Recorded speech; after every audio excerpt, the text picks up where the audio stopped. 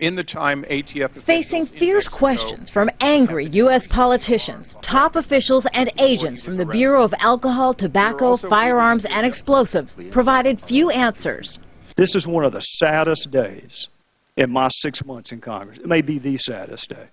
An exasperated congressional committee is demanding to know why, in 2009 and 2010, as part of Operation Fast and Furious, U.S. government agents knowingly allowed thousands of U.S. weapons to be sold to members of Mexican drug cartels. How many hundreds or thousands of weapons did you allow to be purchased knowing that they were going to Mexico?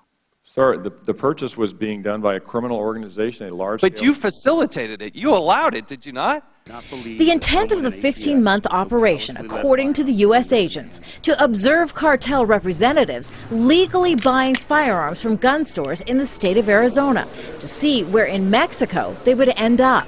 The U.S. agents hoped this would lead them to key figures in Mexican arms trafficking organizations. But U.S. agents failed to properly track the weapons once they left the United States, citing a lack of resources. And it wasn't until it was learned one of the guns sold was used to kill a U.S. Border Patrol agent that the program was halted. I share responsibility for mistakes that were made in the Fast and Furious investigation. The advantage of hindsight, the benefit of a thorough review of the case, clearly points me to things that I would have done differently. We made mistakes.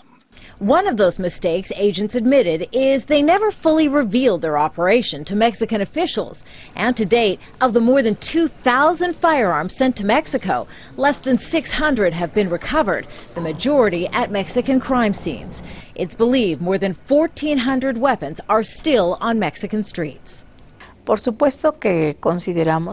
course, we consider this was a violation of international law, and those asked in Mexico said they had no knowledge of what was happening. No one said there was agreement to carry out an operation like this. Mexican and U.S. politicians are now investigating ways to improve coordination between the two countries to prevent further deaths.